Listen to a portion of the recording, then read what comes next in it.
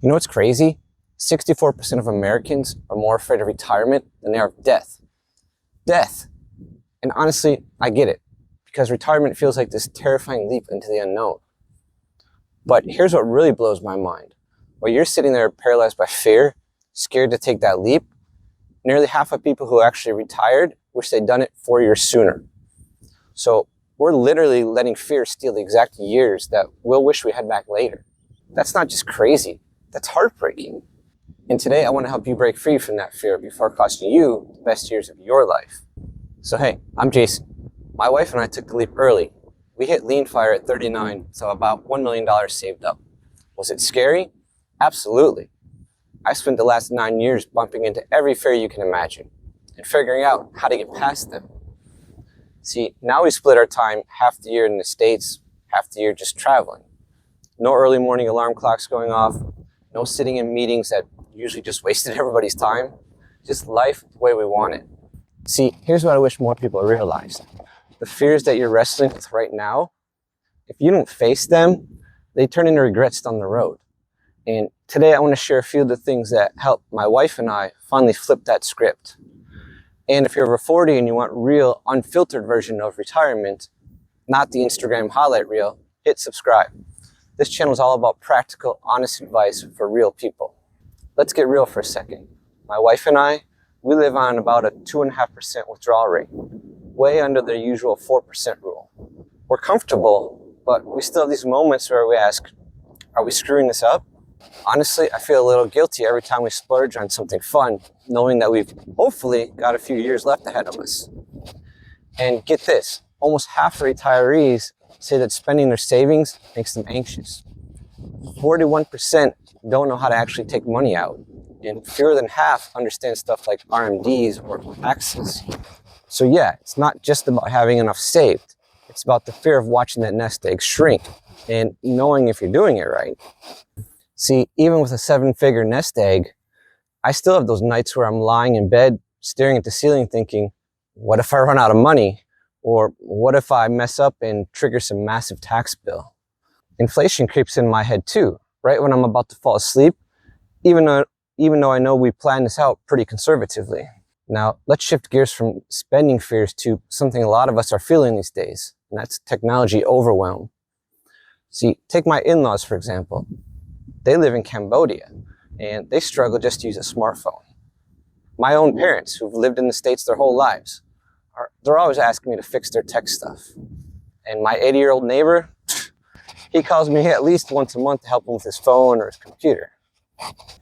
Recently, I read that over half of older adults feel anxious when they have to deal with new devices or apps, and nearly 22 million Americans over 65 don't even have broadband at home.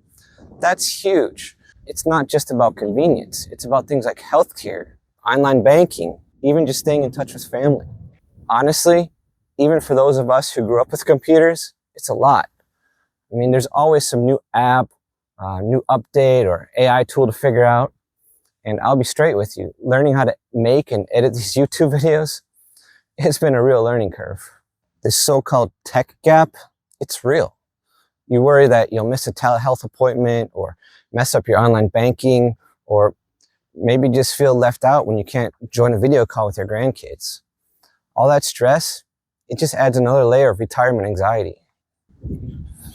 But if tech worries are tough, the fear of losing mental sharpness, that hits even harder. I mean, a few months back, I opened a new bank account for the sign-up bonus.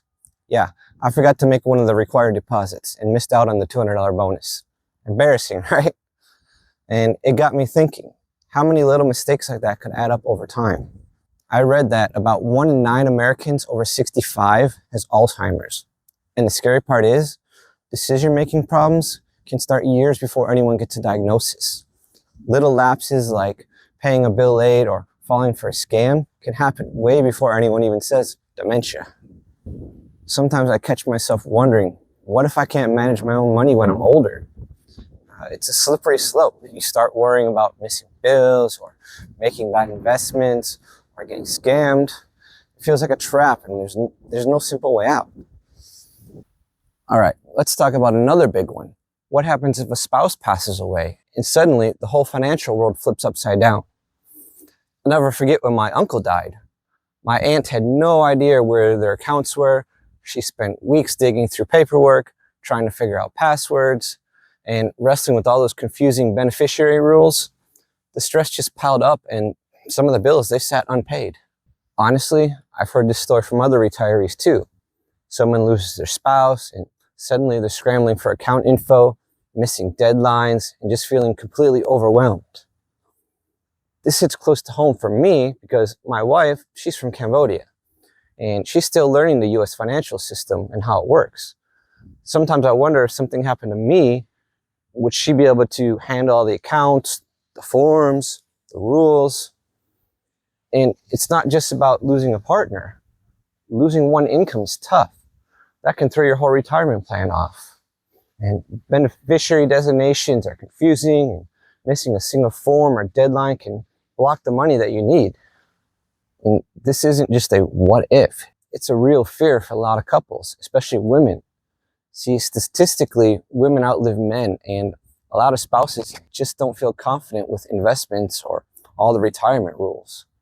Now, after talking about those sudden shocks, let's get into something a little bit quieter, but just as real. And that's decision overload. See, too many choices can freeze you in your tracks. When we retired, we had to figure out where to live. Stay in Indiana, move somewhere else, or live in Asia. For now, we keep our residency in Indiana and spend 4 to 5 months each year traveling in Asia. Even that felt like a massive decision. And it's not just us.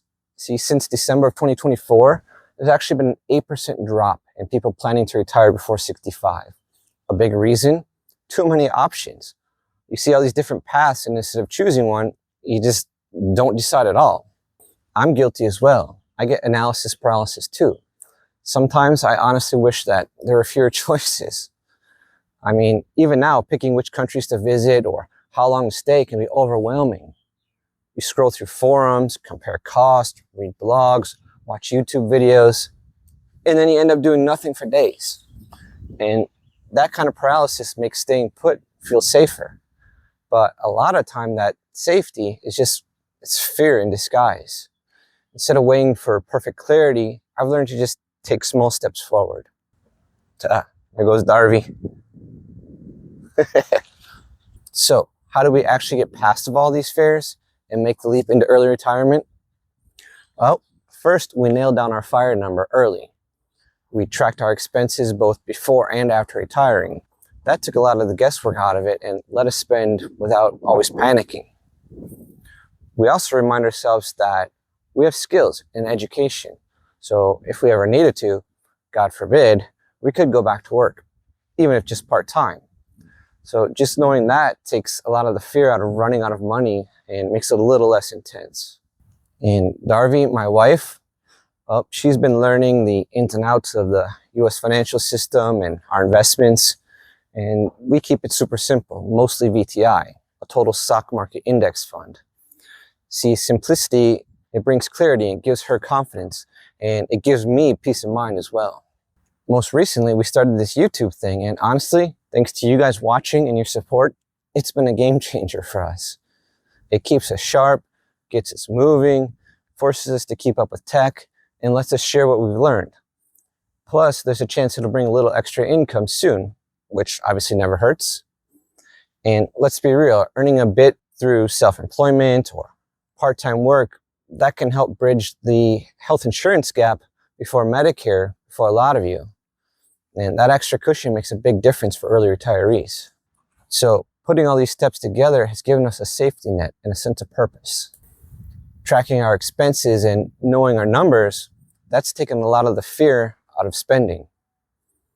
Keeping our portfolio simple and always learning new things, that's helped cut down on the anxiety that comes with financial complexity. Having a side income, well, that helps to pad the nest egg a little bit, and it keeps us active. And just knowing that we could go back to work if we had to, that helps with the fear of cognitive decline, because staying engaged is one of the best ways to keep your mind sharp. Look, none of this is the perfect fix for everyone, but for us, for right now, it works. Small steps build confidence. And if you're paying attention and willing to adjust, you'll figure it out as you go. The point isn't to erase all the risk. That's not possible. The goal is to stack the odds in your favor, so fear doesn't get to call the shots. So let's walk through some of this together. Here's what helped me calm those retirement nerves. First, figure out your real fire number. Track what you spend now, then guess what'll change after you leave work. Getting it down on paper, actually seeing the numbers, makes it way less scary. Next, try safety net mindset. Write down a few skills or part-time gigs that you could fall back on if you ever needed to. Just knowing that you have options that quiets that what-if voice. And keep your finances simple. Learn the basics, how your accounts work, what IRAs are, how taxes hit withdrawals. For investing, and this isn't financial advice, but I personally like to stick with a total market index fund like VTI. Simple means less stress. Automate everything that you can. Set up auto pay for bills, regular transfers for savings, and alerts for anything weird in your accounts. That way, if life gets busy or memory slips, automation's got your back. Start planning for health costs early. Look into COBRA, ACA plans, expanded Medicaid, or maybe even a little part-time work to cover that gap before Medicare. See, having a plan here takes a ton of weight off your shoulders. Get organized. Make a list of your accounts, passwords, beneficiaries, insurance, whatever matters. Keep it somewhere safe and let someone you trust know where it is. That way, if something happens, you're not leaving anyone in the lurch. Consider trying a side project or hobby that brings in a bit of cash. Teach, consult, flip stuff on Facebook Marketplace, start an Etsy shop, or make videos like this. Even a little income helps with any surprise expenses. And honestly, it keeps your brain busy. If you're stuck on a big decision like where to live or how much to spend, give yourself a deadline.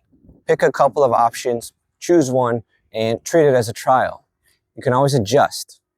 See, action beats endless overthinking. And remember to check in with yourself every month. Look at your spending, your investments, your goals. Little tweaks over time are way better than waiting for some perfect plan. And finally, lean on your community. Find a free group, online or in person. Heck, you can even join our community on Facebook for free.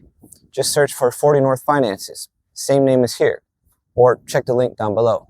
There you can share your doubts, swap ideas. Turns out that you're not the only one worrying about this stuff. Honestly, none of these steps will make the risk disappear, but they do stack the odds in your favor. So start small, build up your confidence, and let each move quiet that anxiety one step at a time. And if you or somebody you know is over 60 and still working, check out our video titled, My Real Advice to People Still Working After 60. It's a real eye-opener. I'll leave a link down below. Thanks for spending part of your day with me. I'll see you guys next time.